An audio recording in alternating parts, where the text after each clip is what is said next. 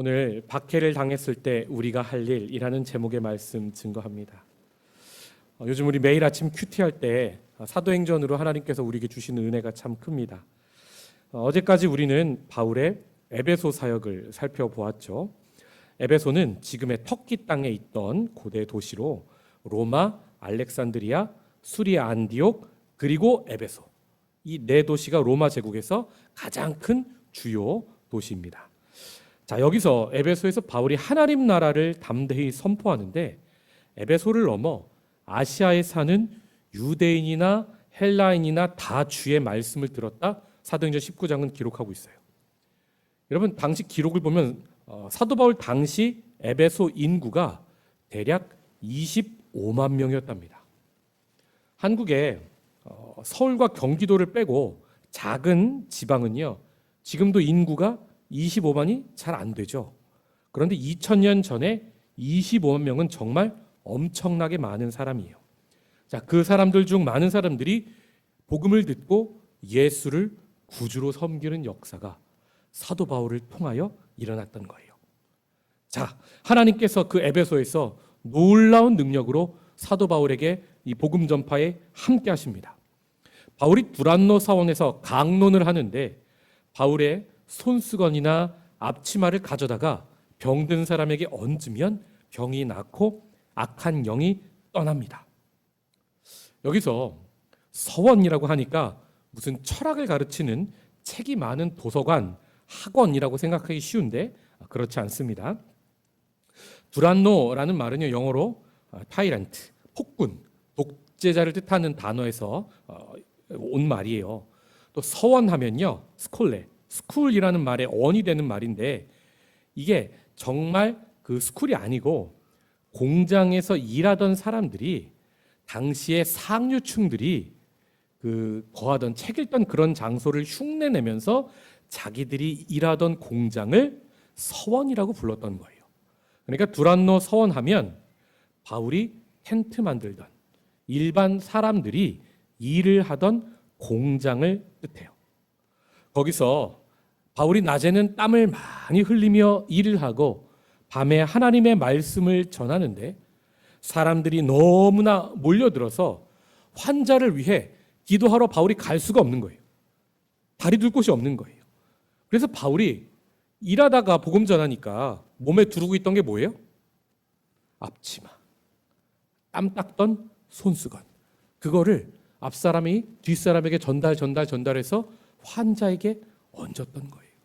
여러분, 그때 악한 영이 떠납니다. 병자가 고침을 받아요.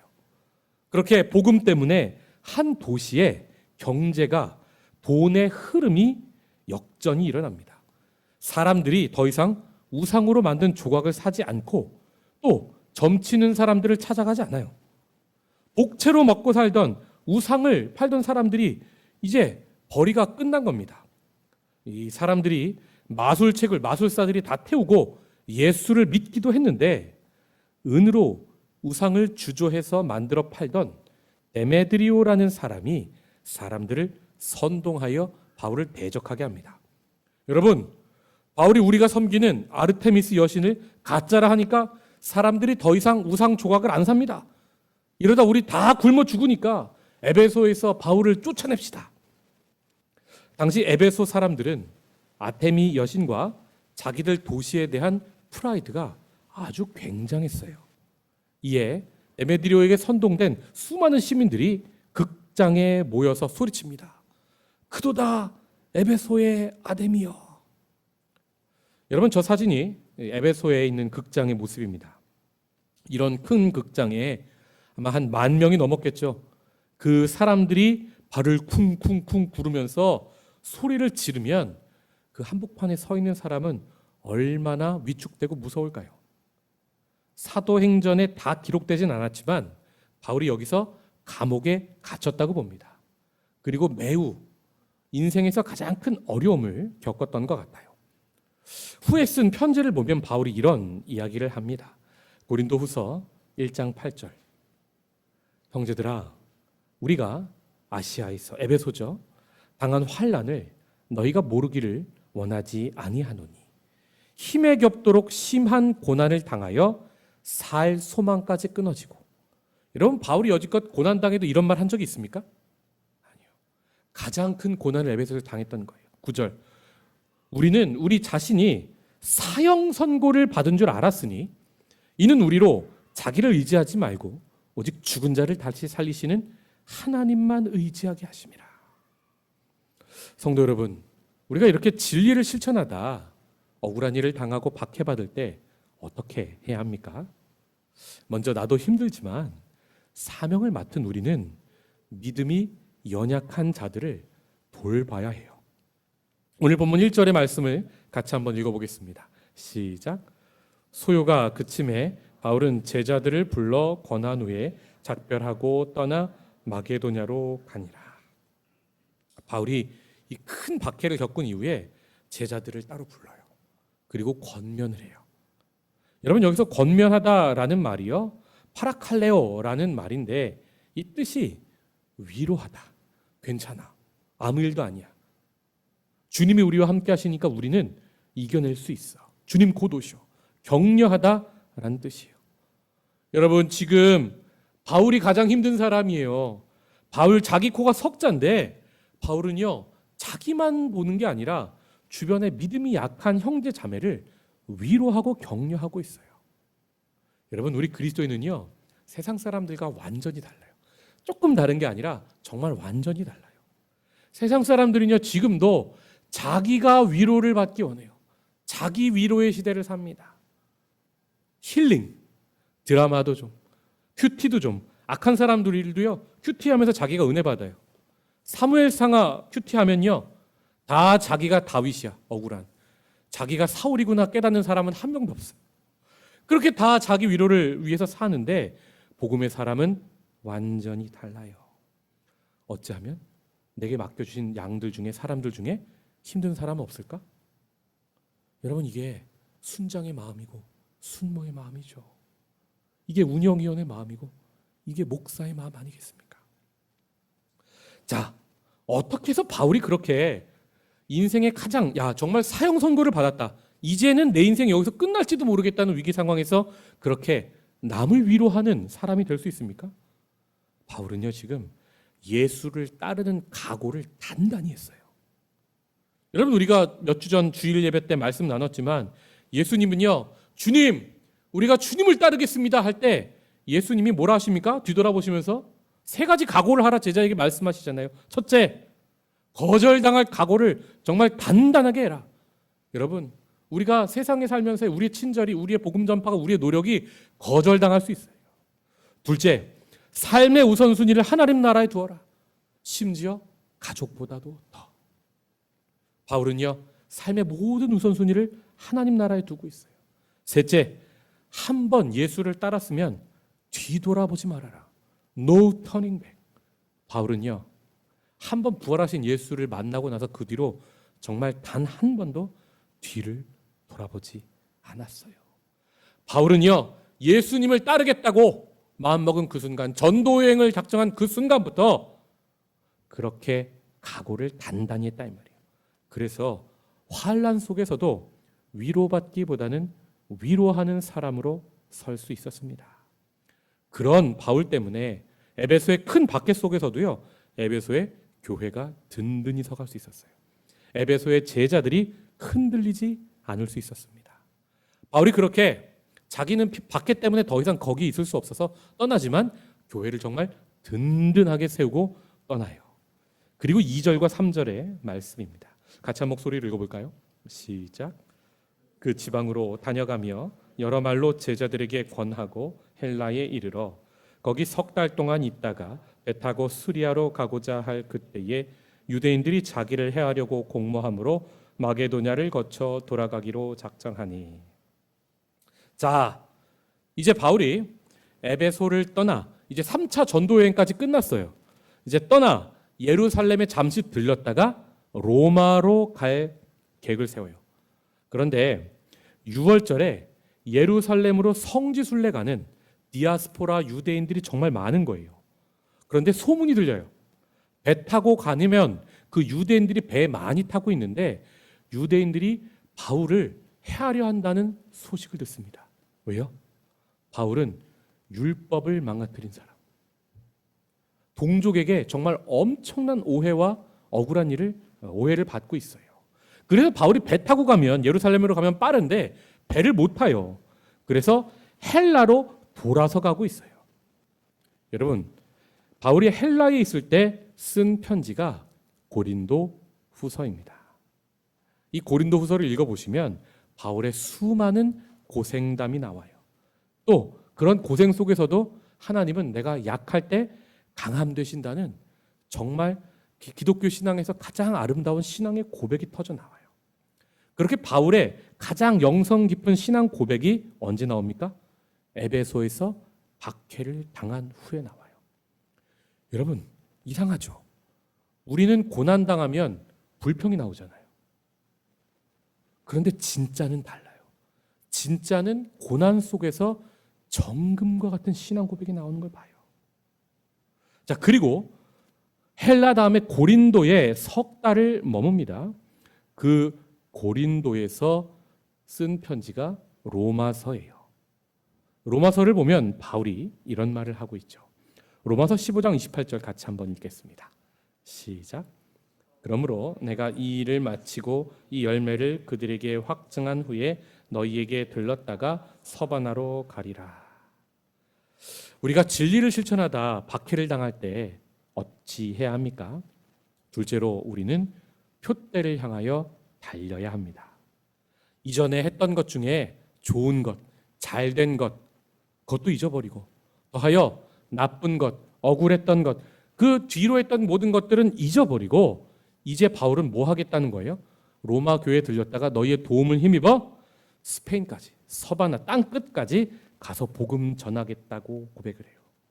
사랑하는 성도 여러분, 박해를 받아서 꿈이 잠시 막힌 것 같을 때에 하나님 주시는 새로운 표대, 새로운 꿈을 붙잡으실 수 있기를 주님의 이름으로 축복합니다. 아시아에서 박해에 이 선교가 막힌 것을 바울은 오히려 더 큰 하나님의 뜻을 이룰 기회로 삼고자 해요. 우리는 너무 쉽게 우리의 표대가 흔들려요. 하나님 주신 우리 인생의 표대가 흔들리지 않기를 축복합니다. 구약을 보면 구약에서 가장 억울한 고난을 당한 사람이 욥이죠. 그런데 욥이 힘들다 억울하다 하다가 이런 고백을 합니다. 욥기 23장 8절. 그런데 내가 앞으로 가도 하나님이 아니 계시고 뒤로 가도 하나님이 보이지 아니하며 그가 하나님이 왼쪽에서 일하시나 내가 만날 수 없고 하나님이 오른쪽으로 돌이키시나 배울 수가 없구나. 고난 때문에, 억울함 때문에 우리 눈이 완전히 가려서 이렇게 하나님이 전후좌우 사방에 다 안 계신 것 같은 그런 상황이 있어요. 그런데 욥이 이런 고백을 해요. 10절 함께 읽어볼까요? 시작. 그러나 내가 가는 길을 그가 아시나니 그가 나를 단련하신 후에는 내가 순금같이 되어 나오리라. 아멘. 성도 여러분, 우리는 길을 잃죠.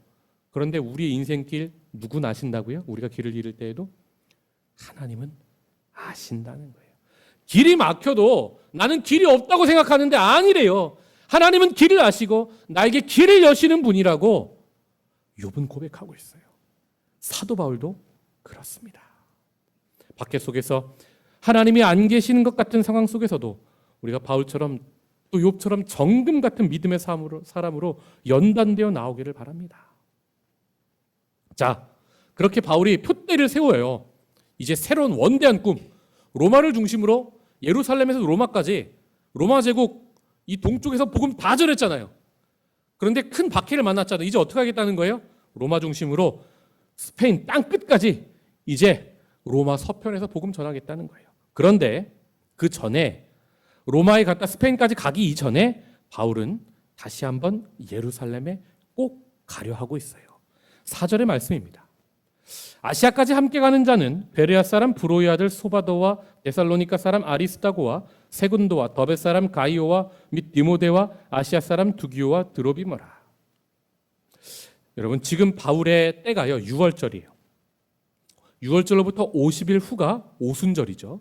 이 오순절은 농부가 첫 열매, 땀 흘려서 그 해 농사짓는 첫 열매를 하나님께 감사합니다 하나님 하고 제사로 올려드리는 날이에요. 자, 이 명단은 뭡니까? 바울이 예루살렘에서 로마까지 동편에서 아시아에서 복음 전하여 얻은 첫 열매들이에요. 이방인의 대표 7명을 데리고 예루살렘으로 가려 하고 있어요. 왜요?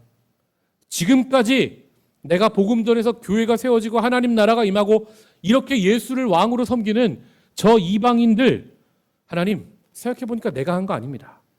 하나님이 역사하셨습니다. 하나님의 것입니다라고 반드시 예루살렘 성전에 가서 하나님께 제사로 올려드리려 하고 있어요. 둘째로 바울이 예루살렘 교회로 가고자 한 이유는 그 당시 예루살렘에 큰 흉년이 들어서 많이 어려웠는데 바울이 그걸 알고 이방인 교회에서 선교하면서 헌금을 거뒀어요. 이제 그 연보를 거둔 걸 예루살렘 교회에 주려고 하고 있습니다. 여러분, 바울이 지금 자기 코가 석자예요. 유대인들에게 오해를 받아서 가면 죽는다고 머무는 곳마다 성령이 말씀하세요. 예언이 터져 나와요. 너 가면 죽는다. 그런데 가겠대요. 왜요? 자기가 가야 예루살렘 교회 돕는다는 거예요. 자기가 가야 이방인들과 유대인이 그 연보를 통해서 화해하게 된다고 바울은 믿고 있어요. 바울 시대의 유대인과 여러분 이방인은요 정말 서로 더럽다 하면서 원수지간처럼 지냈거든요. 자, 그런 믿음을 가지고 바울이 예루살렘에 가려 합니다. 자, 그런데 6절을 보면 6절도 같이 읽어볼까요? 시작. 우리는 무교절 후에 빌립보에서 배로 떠나 닷세만의 드로아에 있는 그들에게 가서 이레를 머무니라. 자, 이방인 대표 7명은 먼저 배 타고 트로이로 보내고 우리라고 하는 건 누구예요? 바울과 누가? 바울과 누가는 자, 천천히 유대인들을 피해서 트로이에 도착을 합니다. 그리고 여기서 주일 저녁에 모여 트로이에 교인들이 모여서 거기서 성만찬을 하고 설교를 하려 하는데 설교가 한밤중까지 오래 돼요. 오늘 본문을 보시면 이 저녁이니까 밝게 하려고 촛불을 켜요. 사람이 다락방에 많이 모여있는데 촘촘히 모여있는데 촛불까지 켜면 이산화탄소 때문에 정신이 몽롱해지죠. 그래서 유두고란 청년이 설교를 듣다 졸아서 3층 창문에서 떨어져 죽습니다. 자, 우리 8절과 9절의 말씀 같이 한번 읽어볼까요? 시작. 우리가 모인 윗다락에 등불을 많이 켰는데 유두고라 하는 청년이 창에 걸터 앉아 있다가 깊이 졸더니 바울이 강론하기를 더 오래 하매 졸음을 이기지 못하여 3층에서 떨어지거늘 일으켜보니 죽었느니라. 여러분, 하나님 말씀 사모해서 예배드리러 와서 말씀 듣다가 졸면서 떨어져서 죽으면 천국 갑니까? 지옥 갑니까? 야, 참 이거 은혜 떨어지는 일이 이 교회에서 트로이 교회에서 벌어진 거예요. 어떤 목사님들은 이거 가지고 불량하게 창문에 걸터 앉아 있으니까 그러지. 은혜를 받으려면 예배에 나오면 맨 앞자리에 앉아서 은혜를 바른 자세로 앉아서 드려야지. 예전에 목사님들이 그렇게 설교를 많이 하셨어요. 그런데 여러분 그렇지 않아요. 유두고라는 이름은요 노예가 쓰는 이름이에요. 유두고라는 이름은요 해피, 행복이라는 뜻이에요. 여러분 지금도 혹시 집에 개 기르시는 분들 중에 개 이름을 해피야라고 지으시는 분들 있죠. 그 당시에 노예들의 인생이 참 이게 힘겨웠잖아요. 그래서 노예들의 이름을 행복이라고 유드코스라고 많이 지었어요. 이 노예 청년이라고 하는데 청년이라는 말도요. 여러분 우리가 생각하는 지금 할인이 같은 20대 청년이 아니에요. 이 청년이라는 말은요 13살 정도? 소명이보다 조금 더 어린? 우리 청소년보다 조금 더 어린? 그 정도의 어린 소년을 의미하는 단어입니다. 그러니까 주일날 이 노예 소년은 일요일에도 열심히 집에서 주인을 섬기다가 집안일 열심히 다 하고 땀 흘려서 겨우 늦게 이제 바울 선생님이 오신다니까 트로이 교회에 달려갔는데 어떻게 된 거예요? 이미 그 자리가 꽉 찼어요. 들어갈 데가 없어서 비집고 들어가가지고 맨 뒤에 겨우 앉았는데 여러분 노예의 삶이 얼마나 그 육체 노동이 힘듭니까? 말씀을 듣는데 아무리 집중하고 싶어도 눈꺼풀이 가라앉는 거예요. 그렇게 졸다가 여러분 예배 시간에 졸다가 많이 졸아보셨습니까? 예배 시간에 조시는 분들 중에 여러분 기가 막히게 티 안 나게 조시는 분들이 있어요. 대단하신 분들입니다. 근데 이게 더 피곤하면 고개가 나도 모르게 앞으로 꺾이죠. 그런데 여러분 그거 아세요? 정말 피곤하면 고개가 뒤로 꺾입니다. 예배 시간에 뒤로 이렇게 고개가 꺾여서 뒷사람하고 눈이 마주친다고 생각해 보세요. 얼마나 창피할까요? 유세고가 안타깝지만 웃으면 안 돼요, 여러분. 안타깝지만 창문에 3층에서 창문에 걸터 앉아서 간절하게 말씀 듣는데 여러분 마음은 원이데 육신이 너무 약해요. 꾸벅꾸벅 졸다가 자기도 모르게 그만 넌전히 넋이 나가서 뒤로 넉다운 돼가지고 3층에서 떨어졌어요. 사람들이 어떡하냐고 쿵 소리 나서 1층으로 달려가서 흔들어 보니까 죽어 있는 거예요. 이때 어떻게 해야 됩니까? 10절 보십시다. 같이 한번 읽겠습니다. 시작. 바울이 내려가서 그 위에 엎드려 그 몸을 안고 말하되 떠들지 말아라. 생명이 그에게 있다 하고. 아멘. 여러분 죽었어요. 거기 옆에 의사 누가가 있어요. 사람들도 있어요. 숨이 끊어진 상황이에요. 그런데 그 위에 엎드려 그 몸을 안고 바울이 뭐라고 해요? 첫째, 떠들지 마라. 호들갑 좀 떨지 마라. 둘째, 생명이 그에게 있다. 죽었는데 무슨 생명이 있습니까? 바울의 이 말은 무슨 뜻이에요? 바울은 지금 이 소년에게 마지막 날 예수께서 일어나라 유두고야 하실 때 이 믿음이 있어서 부활의 때에 이 소년이 일어날 부활 생명이 있음을 바울은 영적인 눈으로 보았던 겁니다. 사랑하는 성도 여러분, 어떤 사람은 그래요. 이 세상에서 좋은 갑의 위치에 태어나서 행복한 인생을 사는 것 같지만, 세상 사람들이 부러워하는 인생을 사는 것 같지만 그 안에 부활 생명이 없는 사람이 있어요. 반면에 유두고는 이 소년이 노예가 된 게 누구 탓입니까? 이 소년 탓일까요? 시대를 잘못 타고났고 부모를 잘못 만난 거죠. 그런데 그렇게 고달픈 노예 소년의 인생이었지만 이 소년 안에 뭐가 있습니까? 부활 생명이 있었다는 거예요. 바울은 그걸 봐요. 그리고 기도해서 살려냅니다. 여러분, 근데 정말 제가 더 놀란 건, 여러분 이 소년이 다시 살아나는 것도 놀라운데, 여러분 살아나면 어떻게 하시겠어요? 아직 성만찬이 그대로 있어요. 음식이 식고 있어요. 한 7시쯤 저녁을 차리겠죠. 그런데 밤 12시가 넘은 시간이에요. 유두고가 죽었다 살아났어요. 그러면 어떻게 하시겠어요? 밥을 먹어야죠. 간증도 하고. 그런데 11절입니다. 자, 올라가 떡을 떼어 먹고, 자, 밥을 먹었습니다. 그리고 바울이 오랫동안 곧 날이 새기까지 설교를 계속합니다. 밤을 새워서. 그리고 12절, 사람들이 살아난 청년을 데리고 가서 적지 않게 위로를 받습니다. 성도 여러분, 트로이에서 유두고가 죽었다 살아나는 일 때문에 이 일은 바울에게 정말 큰 위로와 소망이 됩니다. 어떤 소망이요? 내가 예루살렘에 가서 혹 죽어도, 에베소에서 그런 환난을 당했지만 앞으로 더 큰 환난이 있다는데 내가 설령 죽어도 내가 마지막 날 다시 살겠구나. 육체가 인생이 끝나는 그 순간에도 내 안에 유두고처럼 부활 생명이 있구나.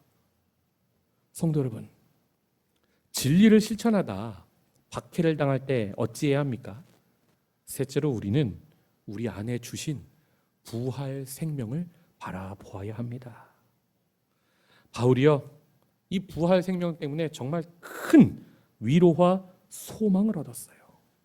그가 에베소에서 큰 환난을 당한 이후에 이런 고백을 해요. 고린도후서 1장 3절. 찬송하리로다. 찬송하리로다. 그는 우리 주 예수 그리스도의 하나님이시요 자비의 아버지시요 모든 위로의 하나님이시며. 4절. 우리의 모든 환난 중에서 우리를 위로하사 우리로 하여금 하나님께 받는 위로로서 모든 환난 중에 있는 자들을 능히 위로하게 하시는 이시로다. 아멘. 성도 여러분, 사도 바울이 자기 코가 석자인데 자기 인생이 지금 끝 파국으로 치닫고 있는데 어떻게 자기가 위로받아야 되는데 남을 위로할 수 있었습니까? 바울이 말하잖아요. 하나님이 먼저 자기를 위로하셨다는 거예요. 뭘로요? 부활 소망으로. 그래서 하나님이 주시는 그 위로와 소망으로 자기는 어떤 환난 중에서도 내게 주신 사람들을 능히 위로할 수 있다고 고백하고 있었습니다. 사랑하는 성도 여러분, 트로이에서 바울이 이 유두고가 다시 살아나는 이 사건을 겪고 바울이 정말 행복했던 것 같아요. 잠시 선교팀들은 배로 보내고요. 바울이 한 며칠 혼자 걸어요. 바울이 홀로 걷는 길이 지금도 터키에 가면 유적지로 남아 있어요. 바울이 사람들하고도 나누지 못할 하나님과의 깊은 교통을 혼자 걸으며 느꼈던 것 같아요. 주시는 말씀을 맺겠습니다. 우리도 바울처럼 박해를 받을 때에 누군가를 위로하는 사람 될 수 있기를. 둘째로 오히려 박해 속에서 망했다, 끝이다 포기하는 것이 아니라 오히려 더욱 표대를 향하여 바라보고 정진할 수 있기를. 셋째로 정말 힘들지라도 세상에 썩어질 소망이 아니라 마지막 날 내게 주실 부활 소망이, 부활의 생명이 내 안에 있음을 바라보고 그것을 붙잡고 달려나갈 수 있는 저와 여러분이 되시기를 주님의 이름으로 축복합니다. 기도하겠습니다.